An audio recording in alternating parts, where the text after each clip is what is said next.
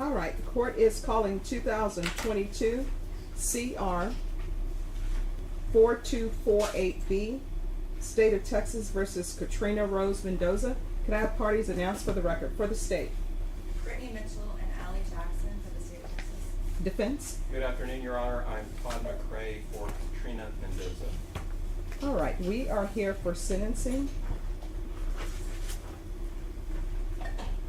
You entered a plea on August 7, 2023 to count 1, paragraph B of guilty. The state waived without objections count 1, paragraph A, counts 3, 2, 4, and 5. The court found there was sufficient evidence to find you guilty. However, the court deferred finding of guilt as you had applied for probation. According to the plea bargain agreement, punishment is to be assessed at a cap of 45 years in the prison. There's an affirmative finding of family violence, and the state opposes your application for deferred adjudication. Have both parties had a chance to review the PSI report, state? Yes, Your Honor. Defense? Yes, Your Honor. Any objections to the PSI report, state? No. Defense? No, Your Honor. All right. And the defense counsel did email to the court a report by Dr. Murphy. He included the state in that email as well. Neither party had any objections to the court reviewing that before sentencing. And as the court's understanding, both parties wanted to make sure that I had reviewed that. Is that correct? That's correct, Your Honor. Yes.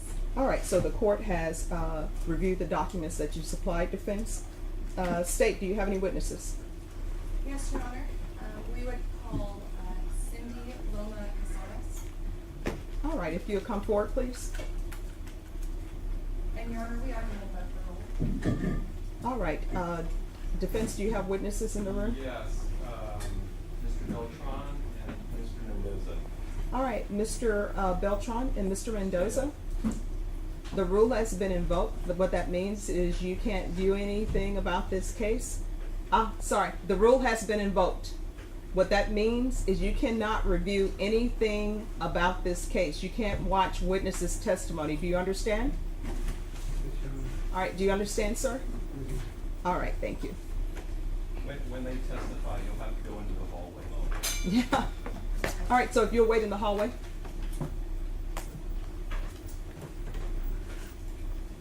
All right, could you raise your right hand for me, please? Do you solemnly swear and affirm the testimony you give will be the truth and nothing but the truth, so help you God? Yes, sir. All right, you can lower your hand. Have a seat. Make sure you keep your voice up so that I can hear, court reporter can hear, and the attorneys can hear. State your name for the record. Cindy Lima. All right. All right. Good afternoon, Ms. Lima. How are you presently employed? I'm an investigator supervisor with Child Protective Services. And how long have you been with Child Protective Services? Going over 10 years. Do you know an individual named Katrina Rose Mendoza? Yes. Do you see her in court today? Yes. Can you describe an article of what she's wearing? She's wearing red and pink sandals. Okay. How are you familiar with Katrina? My first encounter with her was in 2018 when I investigated a case of abuse and neglect of her children. Okay. And who, you said her children, who are her two children? Mercedes and Jordan Lozoya. And who was the subject of the two children, who was the suspected child that was being abused? Mercedes Lozoya. And when you investigated that case, did you meet with the girls? I did. Did you meet with Katrina? I did. How many times can you estimate that you met with them? Maybe 7, 8 times. Did you talk to Katrina about how to be a parent? Yes. Was that a brief conversation, or was this something at length that you talked to her about? Lengthy conversations several times, different days. What about classes? Did Katrina have to complete any classes or anything with CPS? Yes. And what kind of classes did that include? She was, during the 2018 case, she was referred for ongoing services with the department. meaning that she needed to go through parenting, drug treatment, drug assessments, and anything else that the department recommended at that time. And to your knowledge, did she complete those trainings? I believe she did. At any time were Mercedes and Jordan removed from Katrina's custody? Yes, When was that? back in 2016. And what was the reason for that? Mercedes was deemed failure to thrive, and there was physical neglect in the home, and they were not able to care for the children.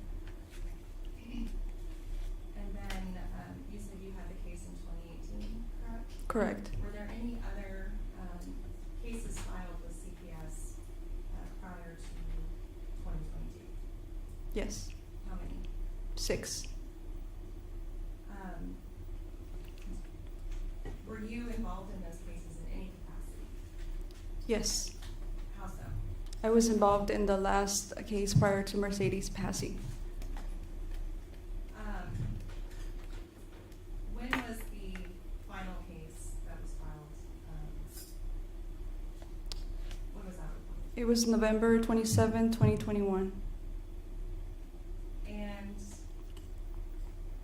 what, if anything, happened with that case?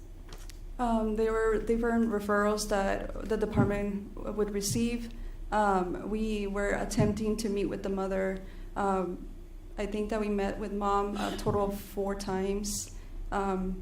Each time we were able to see the children and the mother, and we were trying to come up with some resolution on her case. We set up something that's called a family team meeting to be able to get her support network to see what was going on. There were several concerns during that case in that we needed the family support to be present in order for us to know what to do next with her case. In any of those meetings, did Katrina ever express that one or both of her girls were getting abused? No, Did the girls ever outcry? no. In general, what was the behavior of the girls when they were observed? Just happy children, very bonded. Nothing that we could have seen. Did the name Jose ever come up? No. When was the last time that CPS was able to see the girls? The last time that CPS saw the children was January 19 of 2022 And where were the girls supposed to be living? at the Hallmark Beltran's home, the godparents. I'm sorry, just 1 second. Could you repeat that, please? Hallmark Beltran's home. And how is Homer Beltran related to Katrina and the girls? He is the godparent to Katrina Mendoza. And so Katrina and the girls were supposed to be living with him. Correct.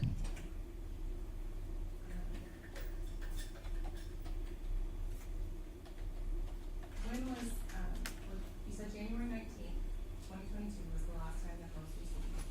Were there any other dates that were planned at that time? Yes. What was that? It was January 25th of 2022. And why is it that CPS did not see the girls that day? Because that's when the mother and Mr. Beltran got into an altercation, and the mom left with the children from that residence. At that time, did you have any specific concerns about the girls? Yes. What were those? The family members began to speak and said that they had concerns with Katrina and her parenting in the way that she treated her children. Did you know where she went with the girls? No. Did you at any time learn about a boyfriend that Katrina had? Yeah, it was that day that we learned about a boyfriend, and the only name given was Jose. What attempts, if any, were there to find the girls? We tried every address that we could possibly try. We tried any phone numbers that we had for Katrina, since she had changed different numbers throughout the case. We tried going to the schools to see if the children would show up at school. We did everything we could possibly do. We have something that's called UTC checklist, which we have to complete in order for us to obtain any CPS records, any records from SOS, anything from the community that can give us access to other addresses to find the children and the mother.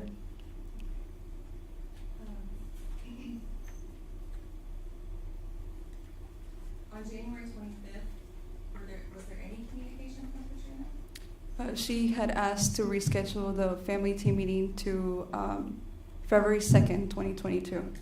And what happened on February 2nd? Nobody showed up.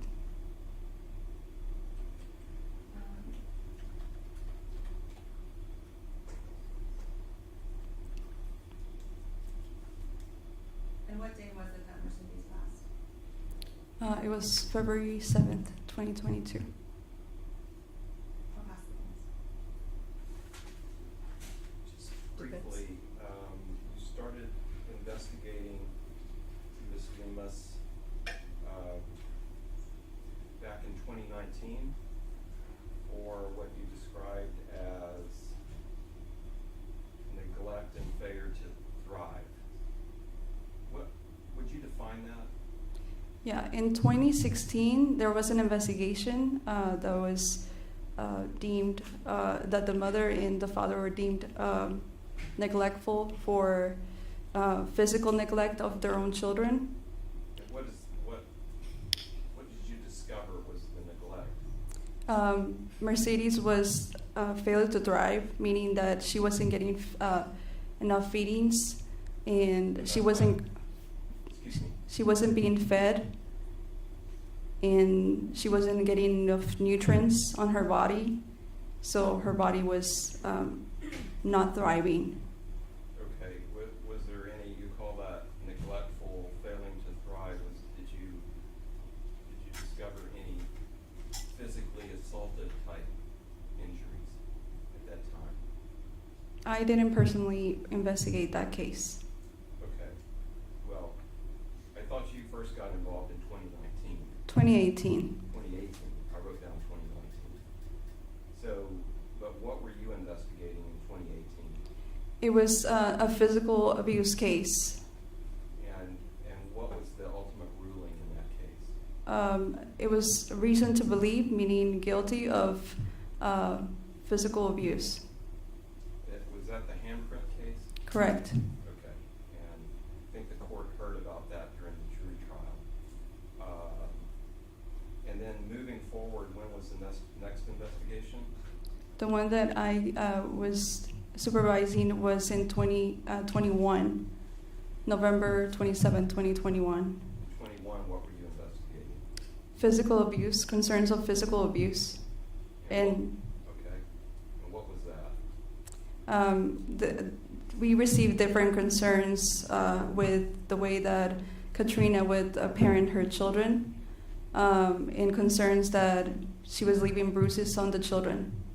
You discovered some bruises. There was a bruise found on Mercedes at the beginning of the case. The children were able to explain how that injury was obtained. And what was the conclusion? It was non-specific for abuse. Okay, and then moving forward, the next investigation? That was the investigation prior to the child death. Okay, all right. And what were your concerns at that point in time? We kept receiving concerns from different people with the same allegations, stating that the mother was being abusive to her children, In what way? that they would get spankings, marks on their bodies. Did you see any marks? No, Okay. But you were investigating these concerns? correct. Okay. And then you testified previously about the sequence of events and the scheduling that never took place because Ms. Mendoza never showed up. Is that right? Correct. Okay.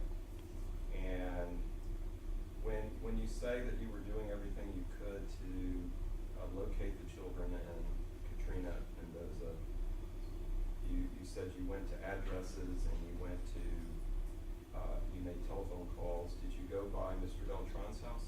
Yes, And is that when you discovered that she wasn't there with the children?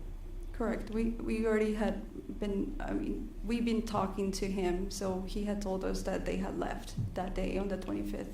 Right, and there was some kind of disagreement between them that precipitated her leaving. Correct. Okay.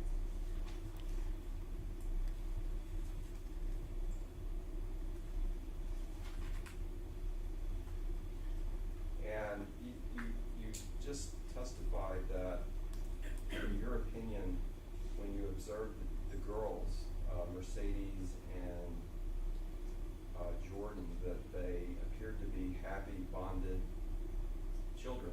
Is that, again, a fair characterization? That's what it shows in the pictures. Okay. And was that your personal observation and conclusion? I didn't personally see them this last time in 2021. Okay, so you're referring to a report that reflects that they were happy, bonded children. Correct. Okay. And so something drastically went wrong towards the very end. Correct. Okay, I'll pass the witness. Just briefly, would Katrina have had a way to get in touch with CPS during those 2 weeks before Mercedes died? Yes. Did the caseworker's number change at all? No. No further questions. Nothing further. I have a question if there are no objections. No objection. All right, did she ever complete parenting classes? In prior cases, All right, successfully completed it. yes. Now, with regards to the January 19th date, where I think you stated she was living with Homer Beltran, Correct. was that a safety plan? No, we only went to see them to follow up with them. All right, so, did you ever call the police to help locate the children? Not after knowing that they had not been found. We had to go through a procedure in order for us to, get help from law enforcement. So on January 25th, 2022, was the police ever called I believe that the police was called to Mr. Beltran's home. to locate the children? No, due to the altercation that they had.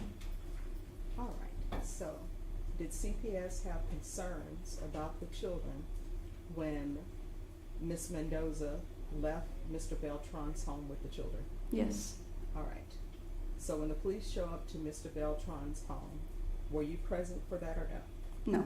All right, did you ever reach out to the police after the incident with Mr. Beltran? No. Okay.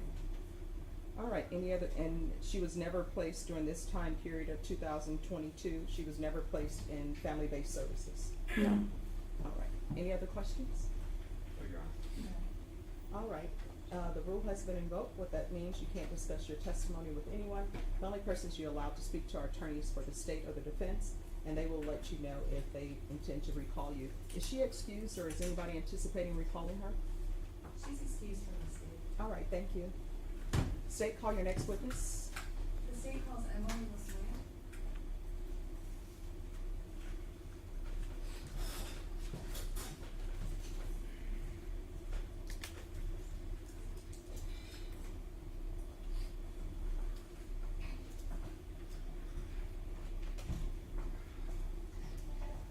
All right, if you'll take a seat here, please.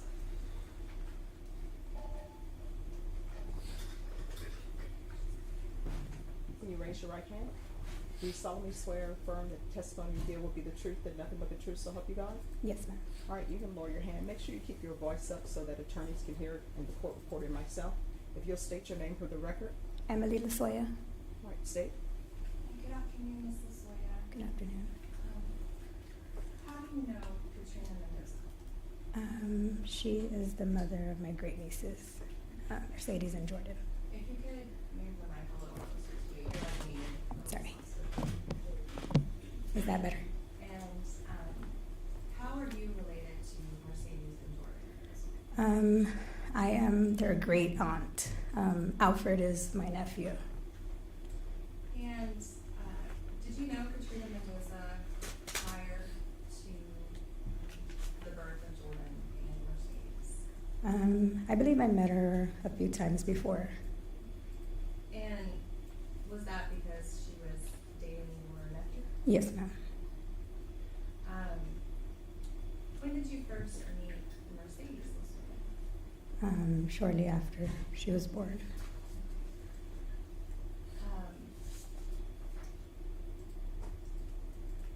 With Katrina, did you ever develop any kind of relationship with Katrina Mendoza? Yes. And did you two have similarities? A lot. Like what? She was young when she started dating my nephew, and I felt that she was just trying to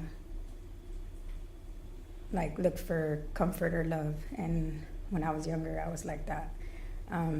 Another thing was that she had her kids like back to back, and I had 2 daughters 10 months apart, so those were the similarities that I saw. Was there ever a point where you became a fixture in Katrina and Mercedes and Jordan's life? I believe so, yes. You believe so, yes? Yes. How often would you see Mercedes and Jordan? I don't know like how to say it. Like throughout the years I would just try to be as involved as I could. I would always just reach out and see how they were doing. I would either go to wherever she was staying, Katrina was staying, and see them, or they would come over to my house. Did they ever stay at your house? Yes. How often did that happen? Quite often. Was there ever a time that you specifically offered help to Katrina? Yes. When was the first time? I believe when Mercedes was probably like a year, or between a year and 18 months. And they had stayed with me, and I just offered to help. I just saw that it was, stressful and hard for her as a young mom, and so I offered to help her with them. Did you ever offer to take Mercedes? Yes. When did you offer that? I wouldn't say like to take her. I would just say like I would help her with Mercedes or even Jordan, but whenever I saw she was stressed or she had a lot going on, I would offer that to her.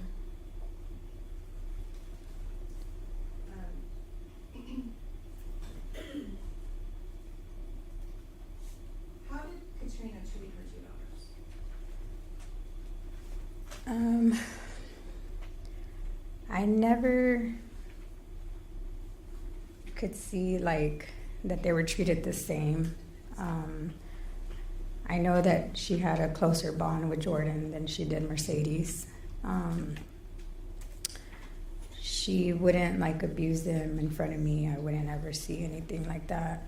I just saw a lot of like her pushing Mercedes away, like verbally, like, oh, just go over there, or like she would show love to Jordan and not a lot to Mercedes. So those are the differences between them two. Did you ever question her why she treated them differently? Yeah, I mean, I would always like wonder and voice my opinions, but she would always just say like, oh, I don't do that, or just never give me like a direct answer. Okay. Now fast forward to December of 2021. Mm-hmm. Did you have a conversation with Katrina about Mercedes then? Yes. And how did that conversation come up? I was at school, and I remember she called me, and at first I thought it was just a normal conversation, until she just started telling me some of the things that she was doing to Mercedes that I couldn't believe that she was admitting to. She kind of like tried to brush it off like it wasn't a big deal, but it was a concern for me. And so the conversation was just her saying that she was tired of Mercedes and that Mercedes would just cry for no reason and she was bad, and that she had stayed with her boyfriend, but they caught the cops because Mercedes was crying. And I asked her, like, they're not gonna just call the cops because she's crying, like, what's going on? And she's just like, you know how she is. And so I just asked her, like, what was going on. And she kind of just said the same thing over and over, that Mercedes would just overreact to little things and that she would cry, like, if somebody was hurting her. Did you offer to help in any way at that point? Yeah. I had sent her a text message and I asked her, I said, if you need help with Mercedes for 2 weeks, because that's what she had mentioned in our conversation, that she just needed 2 weeks away. And so I messaged her and I was like, hey, if you ever need somebody to take Mercedes for 2 weeks, let me know and I'll take her. Like, I don't want nothing from you, no judgment, nothing. Like, just drop her off with me and that's it. And she told me thank you and then never reached out again.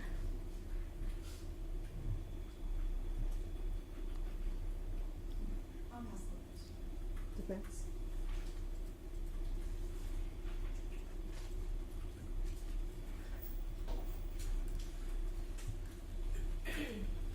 So, again, it's fair to say that you knew, I mean, at this time, how old was Katrina? She was still a minor, yes? Yes. And she had those girls 8 months apart. Mm-hmm. And you testified earlier that you knew from personal experience how hard raising 2 children is on a young mom. Correct. And what you're testifying to is the difficulties that this young mother was having raising the two young girls while she was a young girl herself. Is that fair to say? Yes. And your testimony is that you wanted to help her. Correct. And how old were you at the time?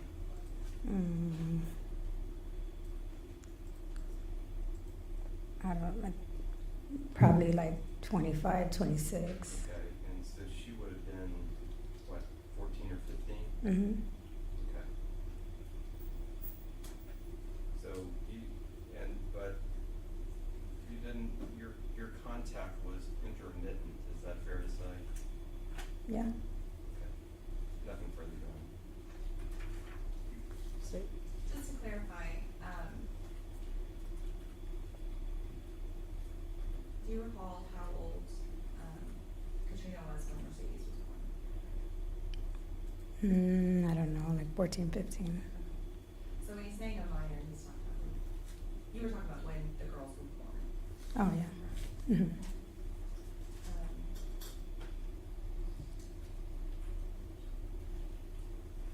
Did you ever offer to take Mercedes?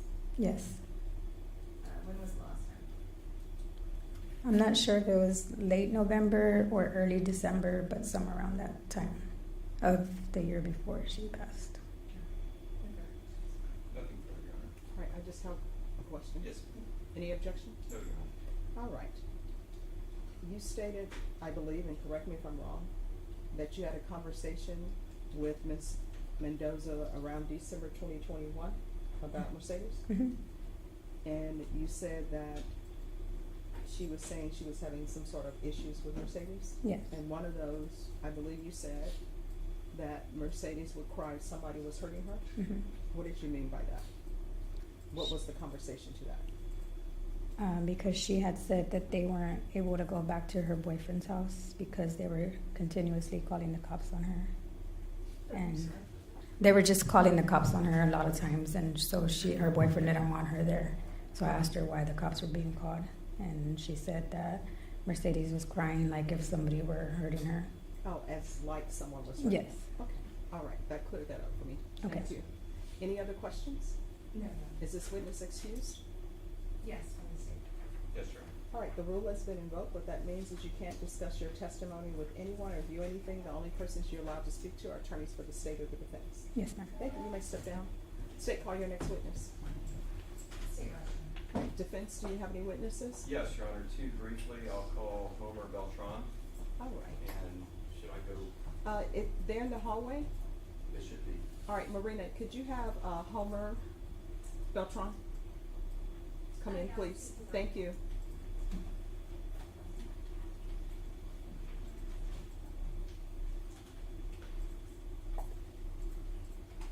All right, so is this the Homer Beltran that everybody's been speaking about? Yes. Yes. All right. Does he need an attorney? I don't They think said so. he went south. They said he went south. All right, do you have his number? Do you, Your Honor, he's a little hard of hearing, so maybe he misinterpreted what the court said about the rule. Okay. Hopefully you didn't leave. All right, but my other concern is, and we're off the record, my concern is, does he need an attorney? Because they mentioned, and I read in the doctor's report, there was some incident at his home involving your client. I don't think so, Your Honor. Okay. There was a, I don't believe so. Okay. No, I don't see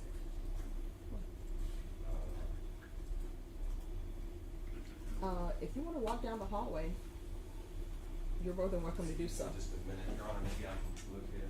Sure. I'll try to call him. All right, and what is happening with the other defendant? That the defense attorney said he was looking at something on His blocks. interview is right here. We just had to move him up because we had too many people. Oh, no, I understand. So on Blas Hernandez, you're still talking to him? I need to talk to the prosecutor. Okay, all right, they're here.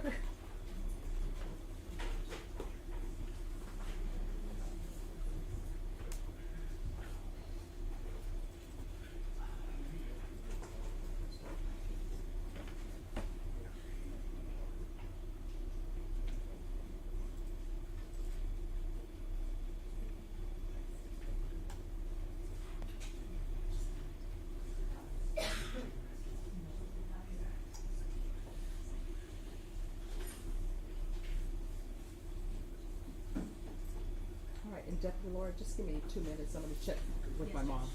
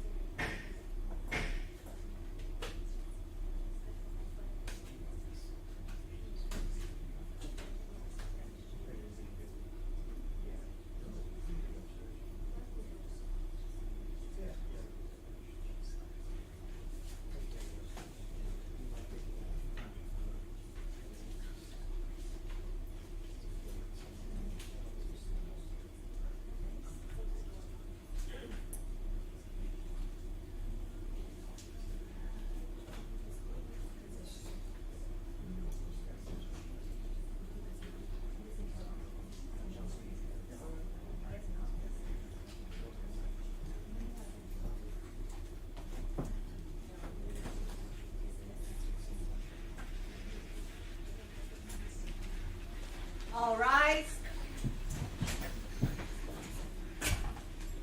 All right, everyone, please be seated. All right, defense, your witness is available. Yes, ma'am. Mr. Beltran is in the courtroom, Your Honor. All right, Mr. Beltran, if you'll come forward and take the stand, please. Judge, he's a little hard of hearing, so we're Oh. gonna have to keep our voices so he can hear. Sure. All right, everyone, no whispering.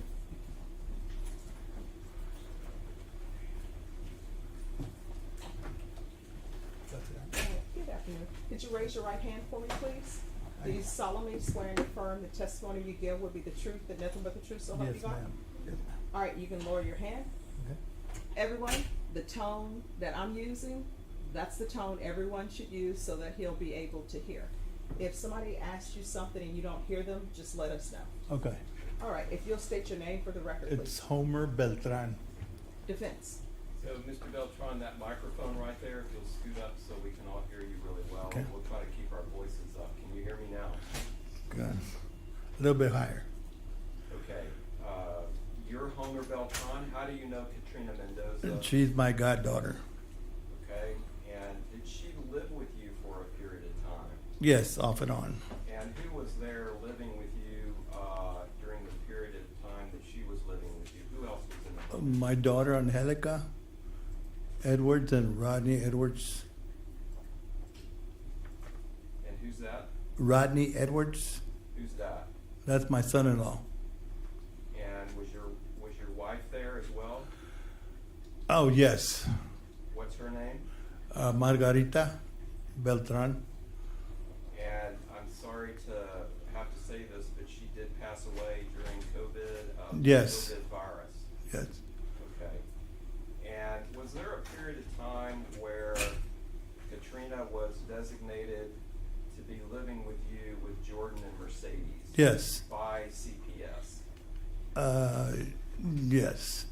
Were you aware that she was supposed to be living there?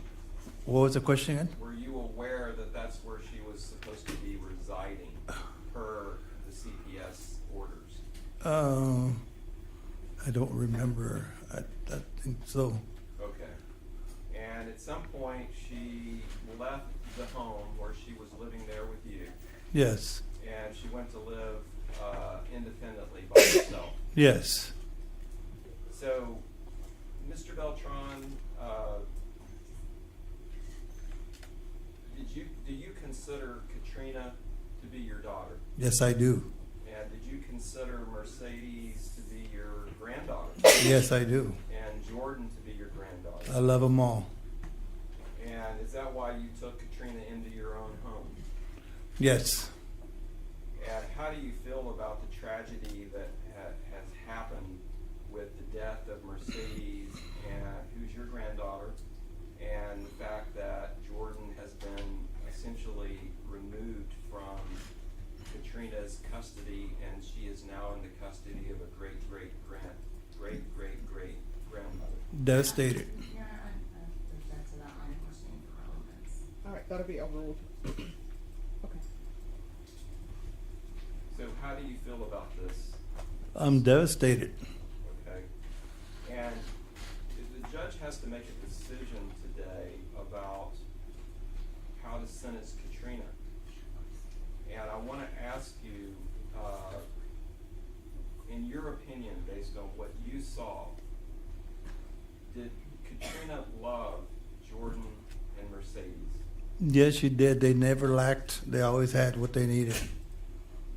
And although she had some CPS investigations going on during the course of the time before she met Jose Ruiz, were you aware of the CPS investigations? Yes.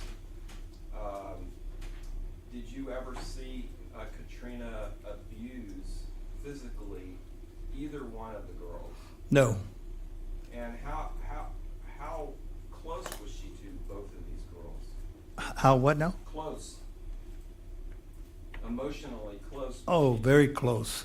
Okay. Did you see inappropriate parenting? No. Okay. Were you surprised to hear about the circumstances that resulted in Mercedes' death? Yes, I was. And were were you surprised to hear about the circumstances that occurred when Katrina was living during a 2 to 3 week period of time with Jose Ruiz? Can you ask me again, please? Yes.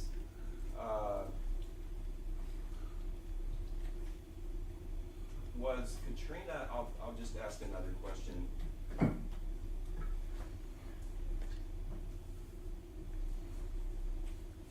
Did you ever meet Jose Ruiz? Yes. And how many times? I think it was like 2 times. And what was your impression of him? For those 2 times, I really didn't meet him for a long time, just maybe 10, 15 minutes. That was about it, but nothing contact, just walk by high. Okay, so you understand that Katrina has accepted responsibility for not seeking appropriate medical help for Mercedes during the period of time that she was living with Jose Ruiz. Mm-hmm. Did that surprise you that she didn't seek medical treatment for Mercedes? Yes, it does. And did you see any kind of behavior like that, not seeking appropriate help for Mercedes or Jordan before she started becoming involved with Jose Ruiz? Well, she was a very private girl. I didn't really see too much of her. I saw the girls happy or whatever, but I didn't see too much of that. Okay. But everything you saw led you to believe that she was a good mother to those girls. Yes. I'll pass the witness. Okay, I'll try to speak loud for you, Mr. Beltran. Isn't it true that Katrina favored Jordan? Yeah. In fact, you told police that on January 25th, 2022, when they went out to the house, didn't you? What was that again? In fact, you told police that when Mercedes left with Jose on Yes. January 25th, 2022. Mm-hmm. Yes. Is your answer yes? I can. Do you recall telling police on January 25th, 2022, that Katrina did not like Mercedes, that she favored? She favored her. Is that a yes? Yes. Okay. Now, when the police came out on January 25th, 2022, you were upset, correct? Yes. And you were upset because Jose had taken Mercedes. Is that correct? Been a long time. Yes. I think. And you had concerns. You expressed concerns for Mercedes on that day, didn't you? Yes, I did. My spirit told me that she was in danger. I'm a man of God, so I just felt it in my spirit that she was in danger. Okay. And in fact, didn't you used to tell Katrina to be careful before something bad would happen? Yes.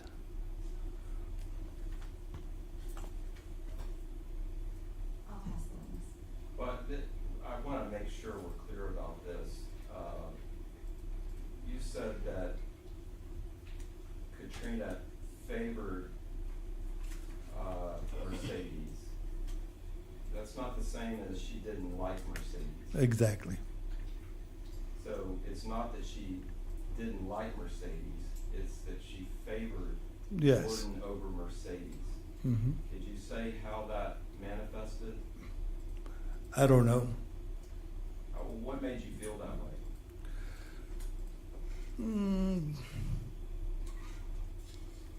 It's like, let's just, I don't know how to explain this. It's like, I'm going to take you to the store and I'm not going to take her, or little things like that. Not physically abusive in any way. I never saw that. Okay.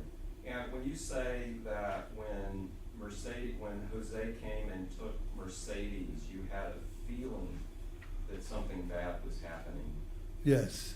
Is that sort of a spiritual intuition that you're describing? I'm going to say it's a spiritual. Was it an intuition? What was it based on? It was just a feeling, Just a feeling? a feeling of being scared. And was fear. Was that about Jose himself? It was about Mercedes. Okay. You felt like by her being taken by Jose that, I felt the fear in Mercedes. and was she acting in a certain way, or you just felt this? She was crying. She didn't want to go with Jose. No, she was crying. I mean, she didn't resist not wanting to go with him, and she was crying. Why was she crying? I have no idea. So the court has to decide whether to incarcerate Katrina, your daughter, or give her a community supervision. Which would you like the court to do? I would say a community supervision, because I always told her, if you need help, look for the help. It's there for you to get help.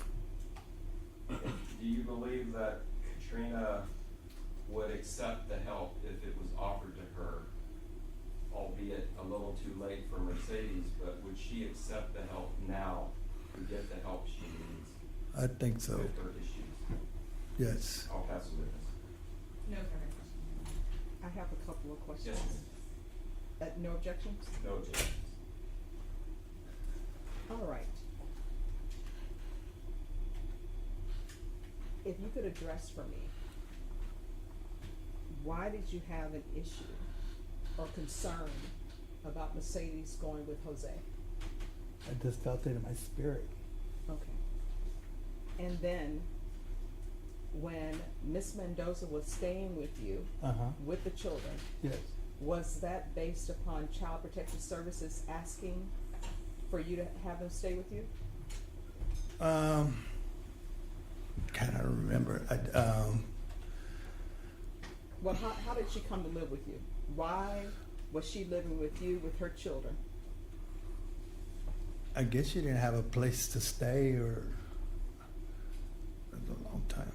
So were you aware that Child Protective Services was involved in her life? Yes. All right, I think we had a meeting with them one time also. okay. So what is your understanding as to why her and the children were placed with you? Why not somebody else? Why with you? Well, eventually, I was supposed to adopt her, Adopt who? Katrina. Okay, And so when she was a baby, we had her for about 7 or 8 years. So she was my daughter. So when all this was happening, of course, you want to protect her. and did you ever call the police or CPS with your concerns about the spiritual intuition you had in regards to Mercedes? Well, when CPS came over, I told them, I said, y'all need to. You really need to, because I feel it so strong in my spirit that she's in danger. All right, any other questions? No, Your Honor. No. All right, thank you. The rule has been Thank you. invoked. You can't discuss your testimony with anyone except for attorneys for the state or the defense. You have a blessed day. All right, thank you. You have a blessed day too. Defense, call your next witness. Rudy Mendoza, Your Honor.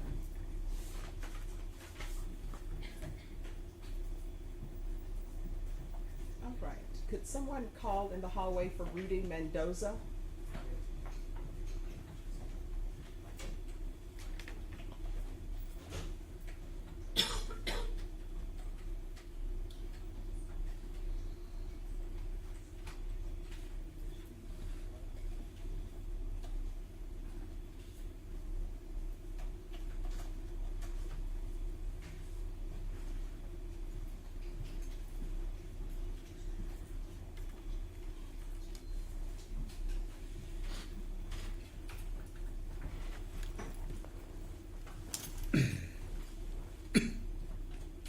All right, could you raise your right hand for me, please?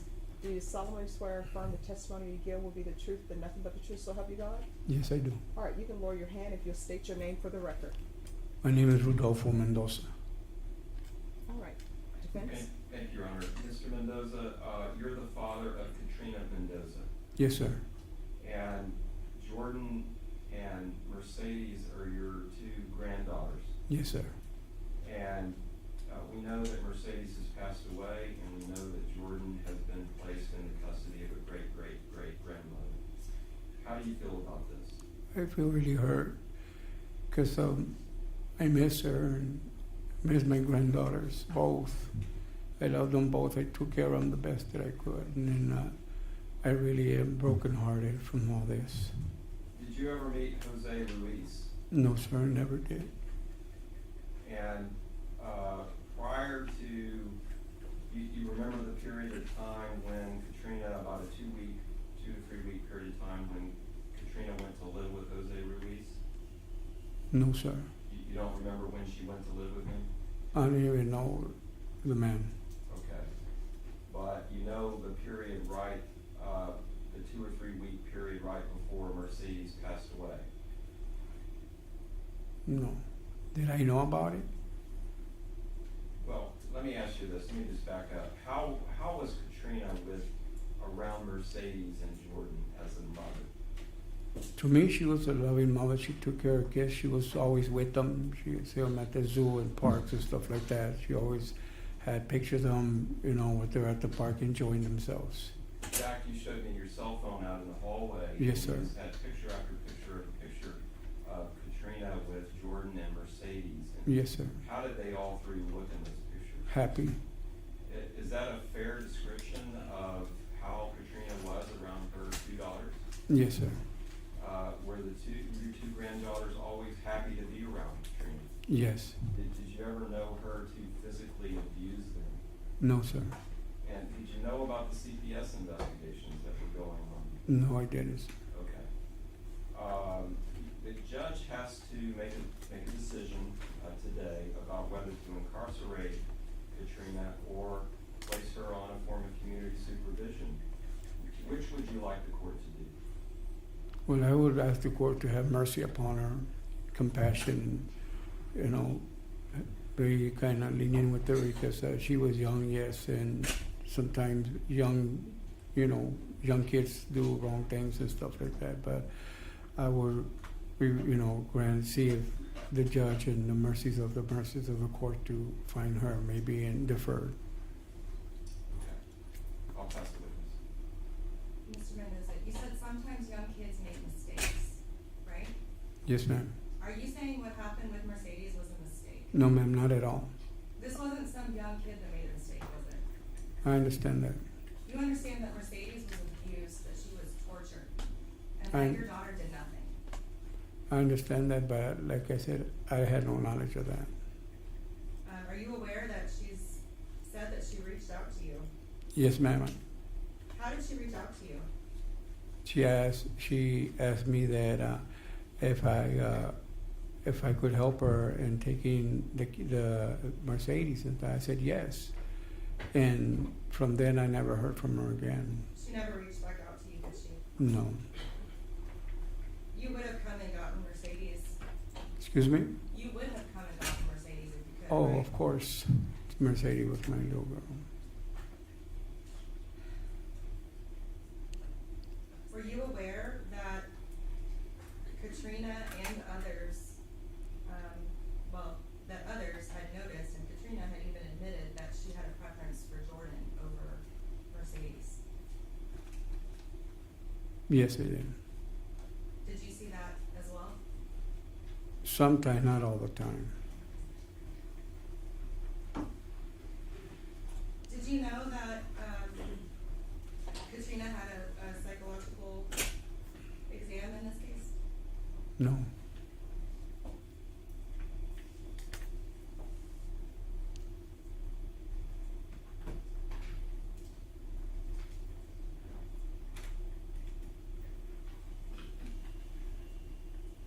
I'll pass the witness.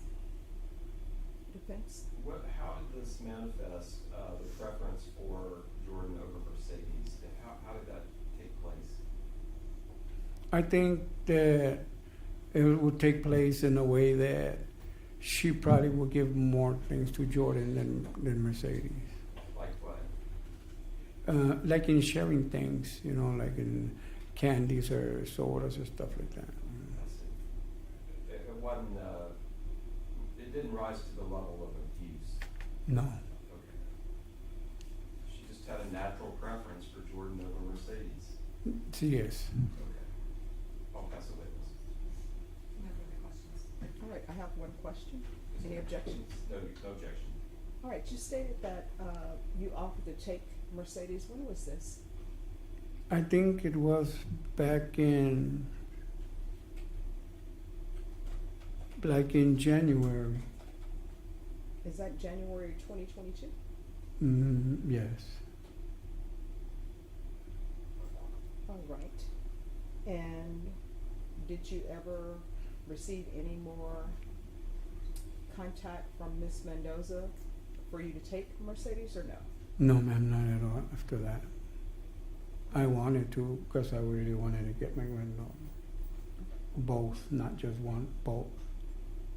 All right. Did you inform Miss Mendoza that you would only take both?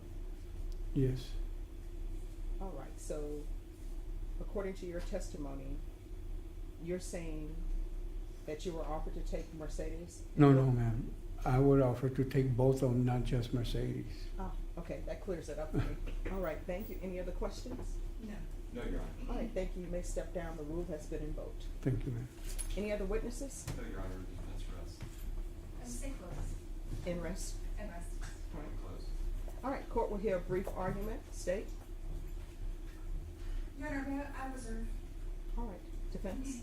Judge, I don't know if I can rebrief, but if the court would grant me a little bit of leeway here. And sure, and you can remain seated so that the court reporter can hear. I don't take it as a sign of disrespect. Very good, Your Honor. So,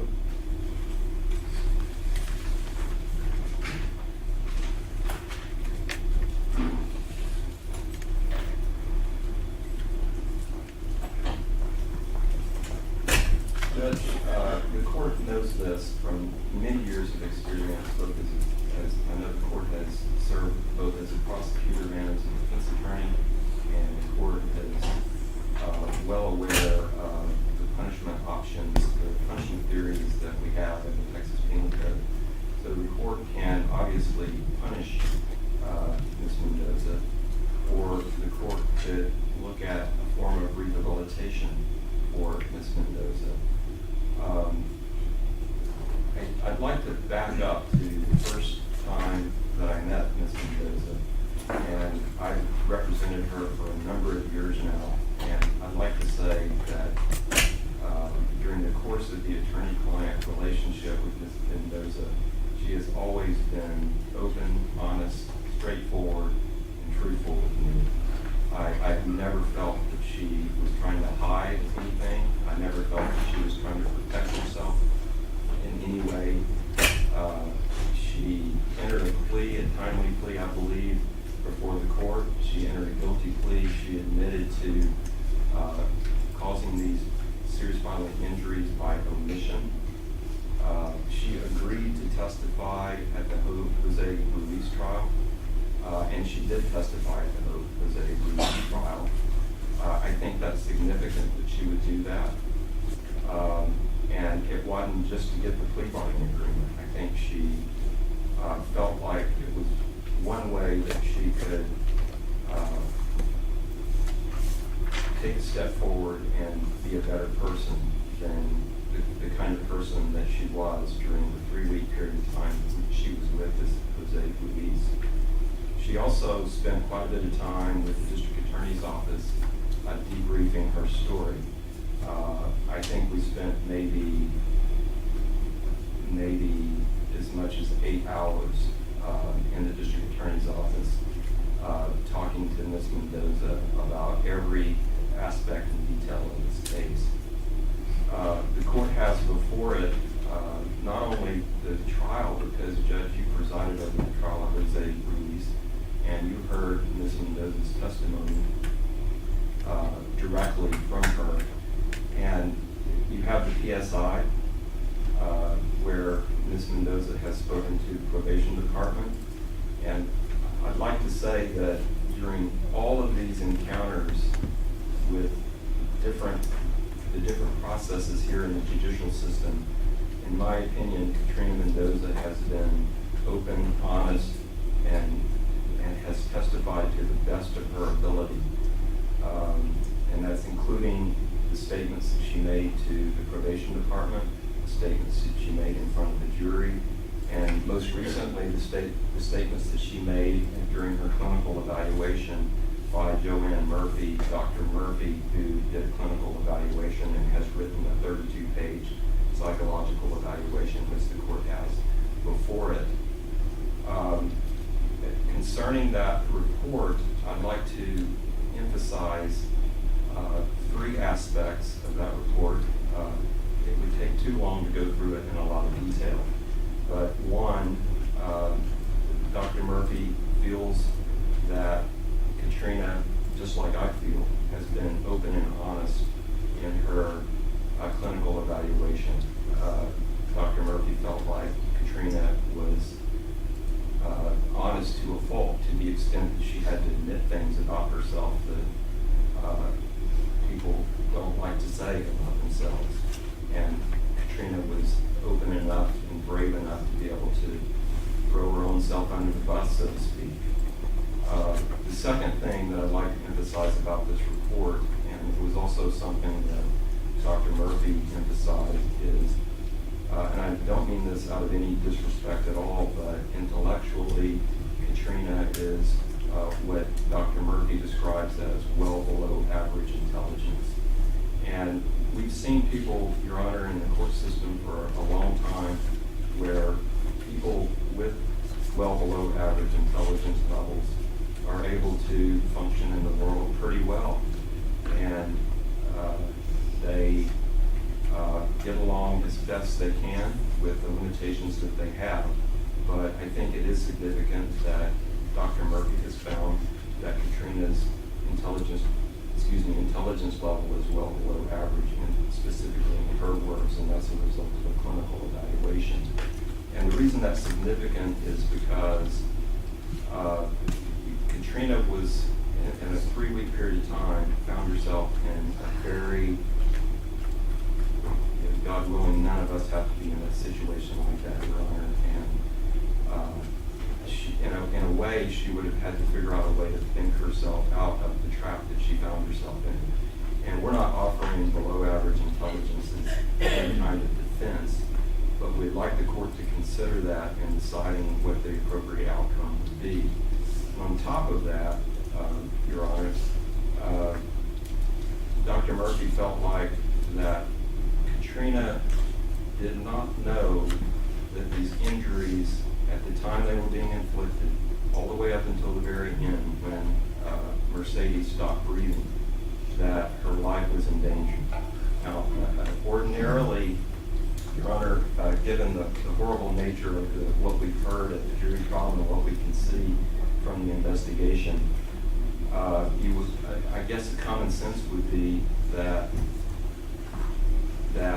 you would think that these injuries would rise to the level of causing death. If you look at the autopsy, and if you remember the testimony of the medical examiner, there was a big question about the cause of death for quite a long period of time. And so Dr. Murphy felt like that at no time did Katrina feel like the injuries that she did see inflicted and that she omitted to seek help for rose to the level of endangering her life. And so Dr. Murphy found that to be significant, another significant factor in evaluating Katrina. One, the fact that she was truthful. Two, the below average intelligence. And three, that she didn't realize that these injuries were life-threatening. I would like to emphasize also something that didn't show up in the jury trial too much. It might have shown up in pretrial hearings, and I know it shows up in the prosecution. But Jose Ruiz had guns in that house, and there were guns all over the house. And there are specific instances where he took the girls and Katrina into a closet when the police were knocking on the door and held them at gunpoint and said, "You're going to be quiet. You're not going to answer that door." So there was not only this psychological abuse physical abuse. Obviously, Mercedes was being physically abused, but psychologically, Katrina was being abused by the physical abuse that Jose was inflicting on Mercedes. And this has risen to a level, Your Honor, where Dr. Murphy has diagnosed Katrina with 2 serious mental illnesses. 1, major depression, and 2, post-traumatic stress disorder, PTSD. And I think that both of these mental illnesses, and you can see from the case history, go back way back in time, Your Honor, to a point in time where the reports reflect that Katrina was, at one point after her mother and father separated, she was living with her mother, and she was abused, not only by her mother physically, but she was also abused sexually by the stepfather. And she reported this to her mother, and her mother just swept it under the rug and didn't seek an investigation, and in fact talked her out of reporting it. Later on, Katrina reported to a counselor at the school, and the authorities got involved. And again, her mother sat down with her and told her, "Don't do this." And so the investigation languished. You can also see in the report, Your Honor, and we're not trying to normalize anything at all that Jose Ruiz did, but Katrina witnessed behaviors sort of like some of the ways that Jose Ruiz was disciplining Mercedes, kneeling on rice, for example. That's something that Katrina saw when she was living with her mother. Also holding up objects. That's something that Katrina saw as a young girl in her mother's home. We also know, Your Honor, and the court may not be aware of this, but her mother was investigated for the death of one of Katrina's stepbrothers, and he was abused to such an extent that he eventually passed away, and an investigation was conducted, and for some reason it never made it to an indictment. But that is part of the background where Katrina was raised like this in abusive situations. She never got any help for it. She never got any counseling for it. And so for her to be able to say these things about her life and to be open and honest, I think shows her honesty with the court. She also had these children very young, Your Honor, and in that report, the clinical evaluation, says that she never knew that she wasn't supposed to be having sex at this young age. And she had those 2 children very young. They were only 8 months apart. She was a minor most of the time when these CPS investigations were going on. And I think it's remarkable that the state has actually sponsored a CPS worker who says that the reports reflect that the children were happy and bonded.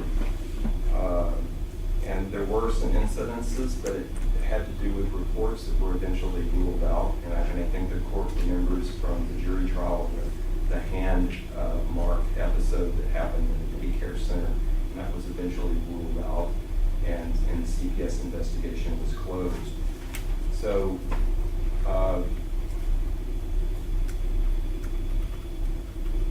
Judge, you know, I was raised in a family where none of this was normalized at all, and I can't imagine growing up in circumstances like this. And Judge, this is not an excuse for Katrina at all. We're not offering this as an excuse. She has told the court that she feels responsible. She told the jury that. She had the courage to come in here, and I know she was nervous. You could see her leg moving up and down pretty much the whole time, but she did her best to debrief with the state. She did her best to testify in front of that jury. She did her best to talk to Dr. Murphy. And ultimately, Dr. Murphy concludes this. She says, this young woman needs some help. She needs psychological help. She is open and willing to accept that help, and incarceration is not going to address the psychological needs that she has. And if you look at the scales in terms of her risk of reoffending or doing anything like this ever again in her life, she's at the very low end of all the evaluation scales. So there's no scales there in terms of the testing that Dr. Murphy did that indicate that she's a high risk in any areas where the court should be concerned if she's placed on community supervision. I think she's an appropriate candidate for community supervision, and Dr. Murphy thinks that she would be a good candidate for community supervision. You would ask the court to place her on the community supervision and place her in the mental health caseload so that she gets counseling, so that she gets any kind of medication that she needs. There's some statements in there in the PSI that I wanted to address where Katrina is still verbalizing her love for Jordan and expecting that she could go and be an appropriate parent. I've counseled her about that, and she understands that because her parental rights have been terminated, if the court were to grant a community supervision or if she has to go to prison, then she's not going to be permitted to have any contact at all with Jordan, unfortunately. And she understands that. She didn't understand it at the time of the PSI. But again in the PSI, she has again stated that she knows this is her fault. And if you look at Dr. Murphy's evaluation, Dr. Murphy says that she feels so bad about what happened and how she knows that she is indirectly and even directly responsible for Mercedes passing away and for the fact that Jordan has been removed from her custody, that she heaps this on herself. And she feels like God has abandoned her. She feels depressed. She feels sorry and regretful. And I don't know any other way to say it other than the way she said it in front of that jury of 12 people when she testified. And I can't say any better than her words in the PSI, and I can't say any better than her words in Dr. Murphy's report. I didn't plan to call her as a witness because I think she has already testified before the court. I think she's given you her heart in the clinical evaluation, and I think she, although she didn't discuss details in the PSI, she was frank and open and honest with the PSI people about her own responsibility for what happened. And I'll tell you, Judge, I can't think of anything worse than a mother losing her children. She has to have a broken heart, and I know she does. Her heart's broken. And there's no punishment the court could do to her, even 45 years in prison, that's going to undo that broken heart. But I'd like the court to see her as a young woman who, and I wish you could have seen those pictures of her and the two girls on Mr. Mendoza's phone, because if you saw those pictures, those girls were happy. And Katrina, and if you know Katrina would never have abused those children. I think what happened is that she got into this situation with Jose Ruiz, and Jose Ruiz created such a little room of horrors that she psychologically and mentally was incapable, and she should have been, and she knows that she's responsible for not. She had every opportunity. She could have, and the court knows this, she could have called CPS, she could have called the San Antonio Police Department, she even talked to her father on the telephone during this period of time. So she did have options, but let me tell you, she was suffering from PTSD, she was suffering from depression, and she was suffering from the psychological abuse of what he was doing to her daughters. And she should have stopped it, and she knows that. But if you saw the body cam of how she was at the hospital when they told her that Mercedes had passed away, and that Jose was calling her on the phone saying, "I want my phone, bring me that phone," you would see a young woman who was in the middle of a PTSD episode. It was heartbreaking to see that, and to see her on the body cam suffering from the knowledge that her child had passed away, and trying to fathom what had just happened. And you could see her kind of in this PTSD type mode, almost a bipolar type mode, just not being able to comprehend, not being able to understand why Jose was doing this, and trying to comprehend the fact that she had lost her daughter. So my plea to the court would be to grant her the deferred adjudication. I understand that's a hard decision for the court, given the evidence in this case, but I do think it would be the right thing to do for her. And if the court feels that, and rather than rehabilitation, the appropriate thing for Katrina is to punish her, we would ask the court not to punish her like Jose Mendoza, but for the court to take into consideration the things that the court has before it in the PSI and Dr. Murphy's report, and find an appropriate sentence in the lower end of the range the court has available to it. Thank you for your time and patience, Your Honor. Okay, I have 4 questions, counsel, maybe you can answer them. And it's concerning Dr. Murphy's report. So on page 4, it states that Ms. Mendoza said she's an imperfect parent, but she used timeouts to discipline her children. But the testimony I heard during the trial, that she was using more than timeouts. So if you can address that. And then on page 7, she said the girls were not registered in school because the girls would cry and she did not like seeing them hurt. So she would keep them with her because they would cry when they would go to school. And then the other one is on page 8. The first incomplete paragraph, where it says Katrina told her dad that she did not want him to see Mercedes like this because he would call the cops on her. Her dad asked her to tell him where she was so he could go help her. She got scared and did not tell him where she was. And then the other issue is, from what I'm reading in Dr. Murphy's report and the testimony from your client on the witness stand, is that she sent Mercedes to be disciplined by Jose. And the first time she sent her to be disciplined, she came back and she had bruising between the inner thigh. And that was my understanding before they were even living together. So those are the issues that the court needs addressed, if you can. If not, I understand. The first point, Judge, what was your first point? On page 4, the first incomplete paragraph, where it says she considers herself to be an imperfect parent, she used timeouts to discipline her children. But there was testimony. I'm trying to figure out, where did this come in her conversation, perhaps with Dr. Murphy? Because in her testimony, she admitted to pulling Mercedes' hair.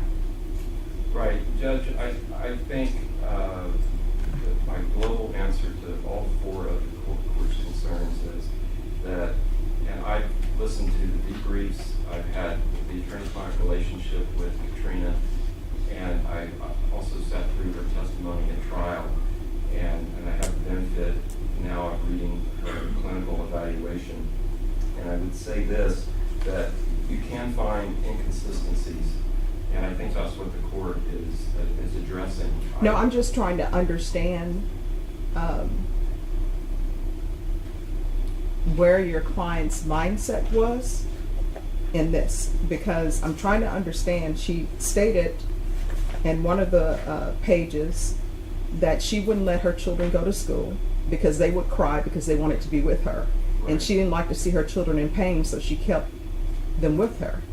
But then we have the incident involving Mercedes, where Mercedes is in pain. So I'm trying to understand this statement in Dr. Murphy's report. And if there is no explanation, that's fine. Right, I don't know that there is an explanation, Your Honor. I think she's just doing her best to try to answer the questions that are posed to her at the time that she gives the answer, as far as being an imperfect parent, and she would have the children do timeouts. I think she feels like that she wasn't a very good parent, in the sense that she had parenting skills, and she's a minor herself. Oh no, I'm just focusing on, according to Dr. Murphy's reports, is she saying to Dr. Murphy that she only used timeouts as a form of Oh, I discipline? don't think so. I think this is in a broader context, that typically her parenting skills would be just to have them in timeout. Okay. That's my understanding of that part.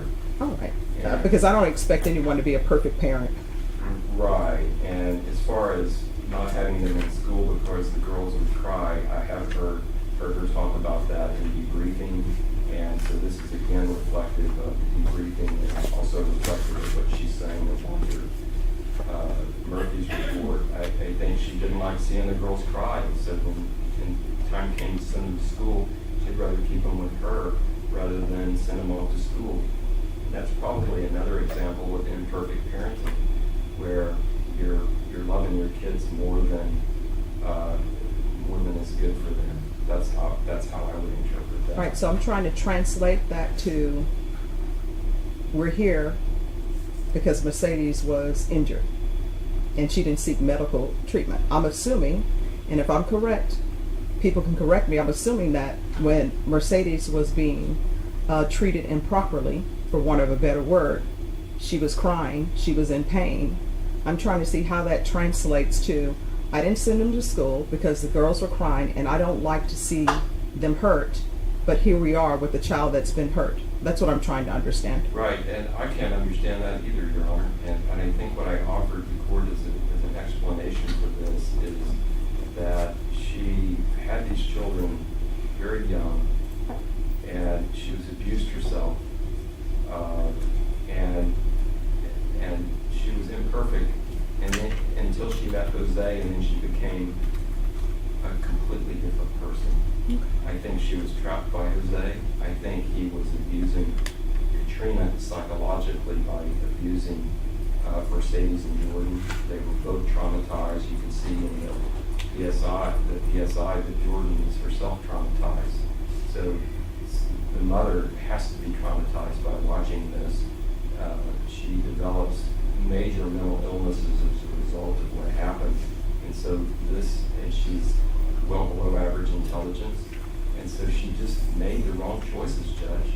And she's accepted the responsibility that her wrong choices resulted in the death of her child and the removal of the other one. I think she's being so honest with the court that it's brutally honest, is really what it is.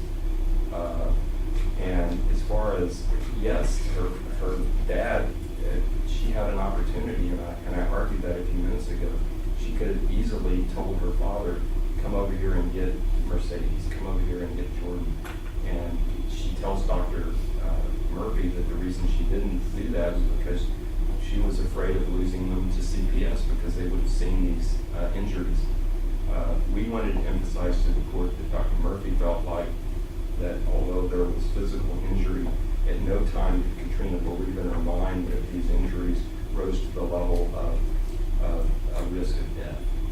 And I'll let defense know, I'm focusing on what she pled to in the indictment, not the, anything else. Yes, ma'am. Okay. All right, State. Yes, Your Honor. Now, this case was horrendous. The abuse to Mercedes, the video of Mercedes in the trial. And while Jose, we went forward because he was the one who did the contacts, who did the most sadistic stuff. Katrina was there. She saw it. She knew about it. She invited the abuse by asking Jose, giving Mercedes to Jose. She left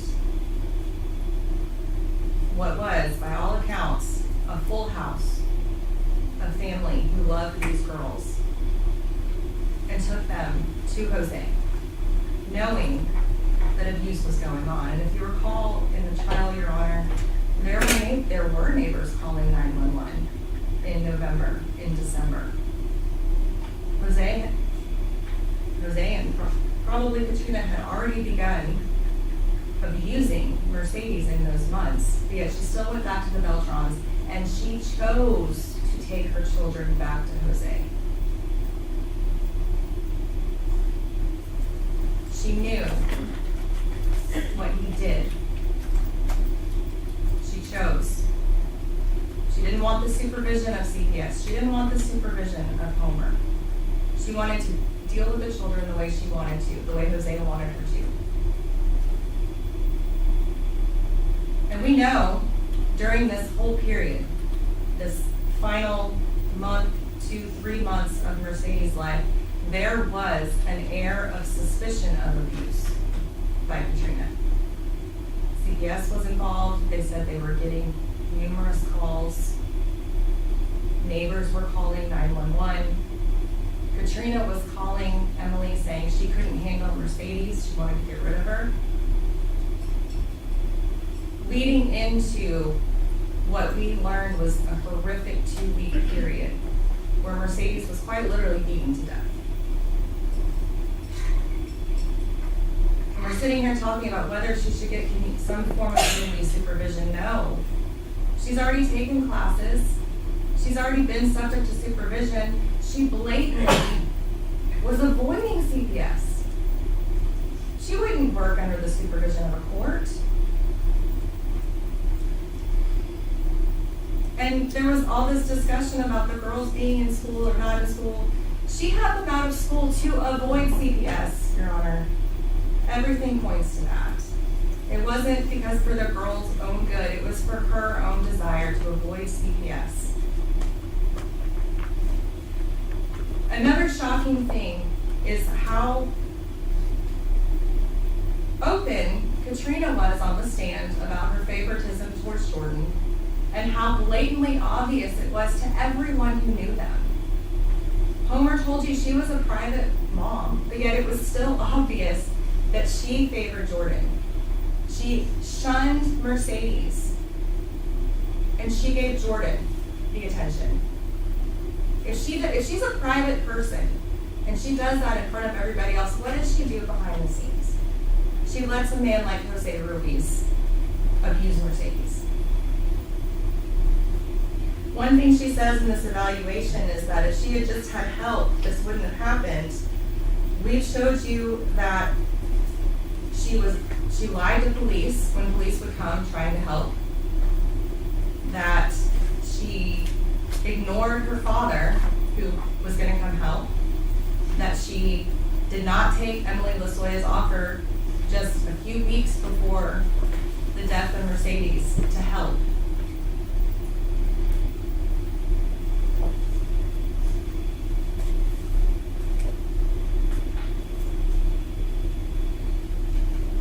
Notably, one thing that Mr. Beltran said today is that he had a bad feeling when Jose was taking Mercedes.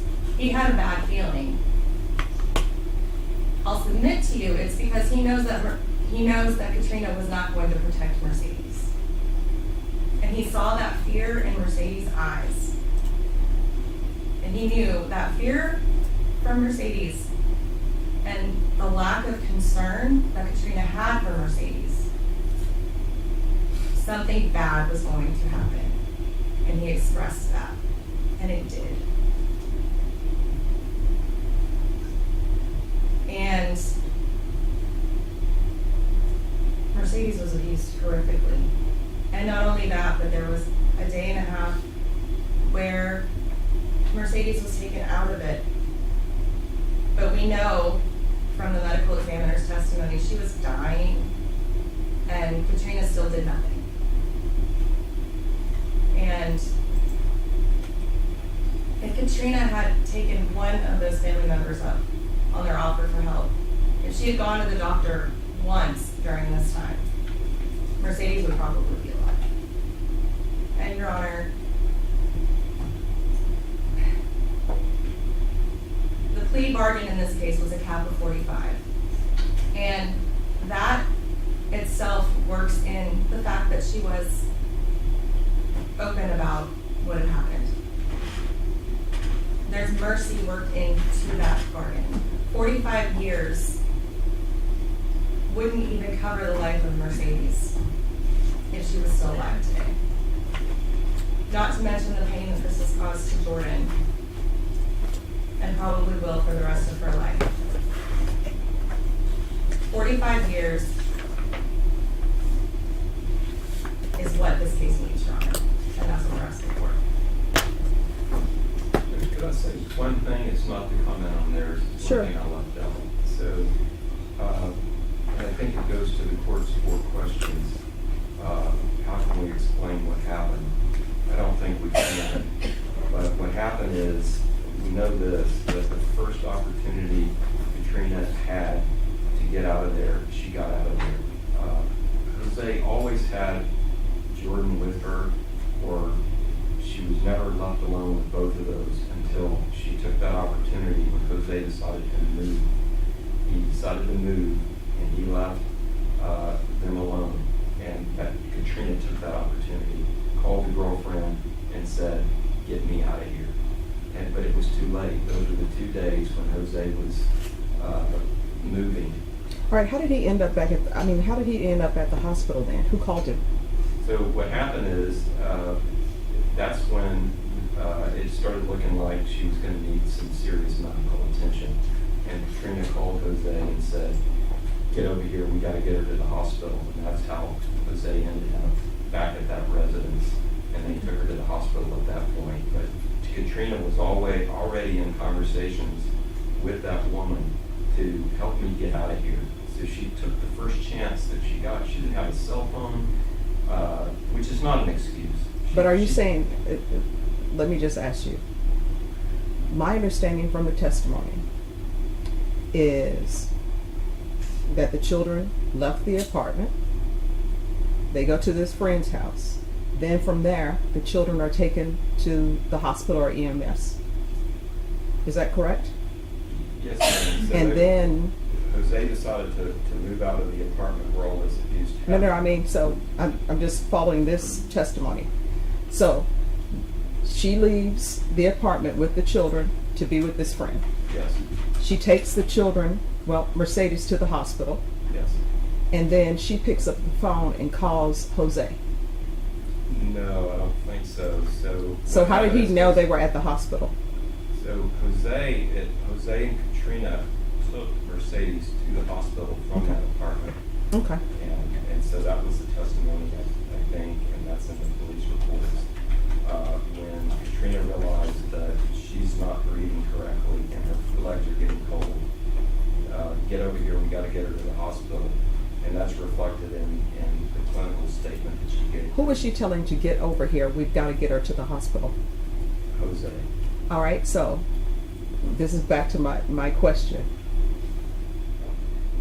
Where was Jose that she had to tell him, get over here? Well, so he was in that same apartment complex. He was moving into a different apartment in that apartment complex where that friend of Katrina's apartment was. So the reason why I ask these questions is because I'm trying to follow your argument is the fact that she got away from Jose with this friend. Maybe it's in the same apartment complex. Right. I don't understand then the phone call to Jose to say, get over here, we got to get her to the hospital. I understand. So that's why I was asking the Yes, question. ma'am, and I understand that. And there's so many poor choices, and that is one of them, because she had managed to get away from him, and you're wondering why she would call him to take us to the hospital, but she did, Okay. and that's how it got over there. All right, this is what the court is going to do. Court is going to find you guilty. And I want to let you know that I read all of the reports. I read the PSI. I listened to your testimony. I always see people as people. I don't see people as criminals. I look at people as people.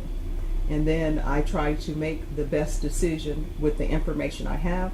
That's the reason why I was asking your counsel certain questions, because I want it to be cleared up in my mind so I can make a decision that I deem would be appropriate.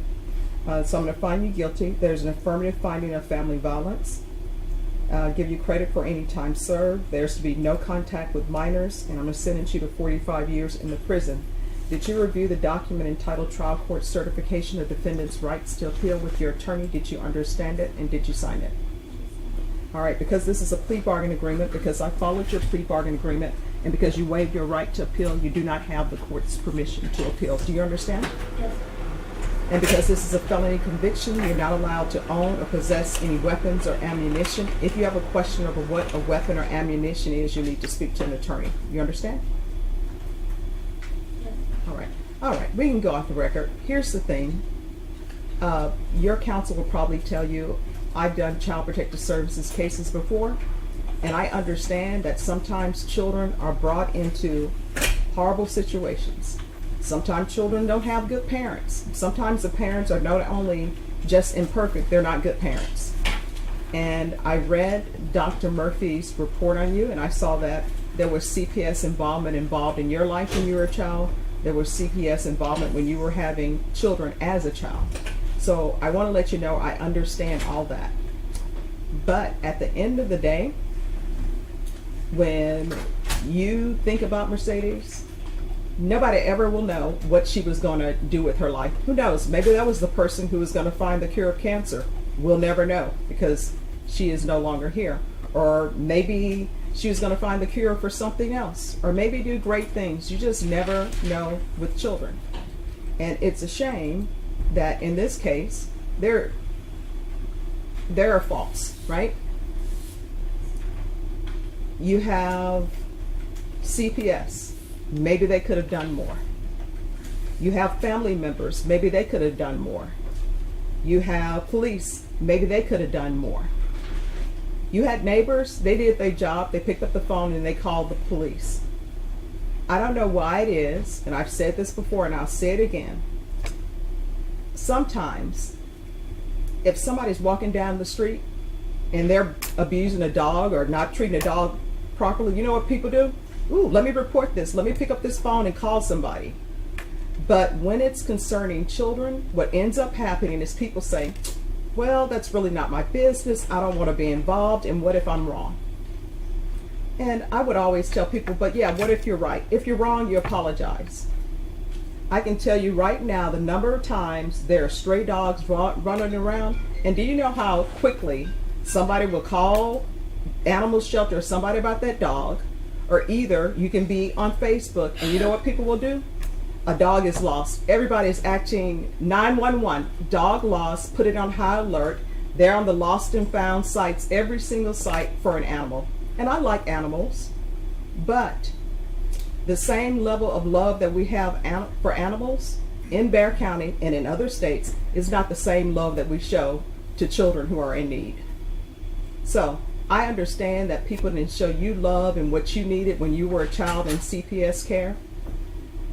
You know, I don't know the answer for that, and I don't know what else we can do about it. I'm just here to hear cases, listen to everybody, and hopefully make good decisions. All right? Yes. We do have victim impact. One? One. All right. Ms. Mendoza, victim impact, they're just going to speak to you. I require that everybody treats everybody like a human being and with respect. So if you'll just listen, and they will be respectful. You may proceed.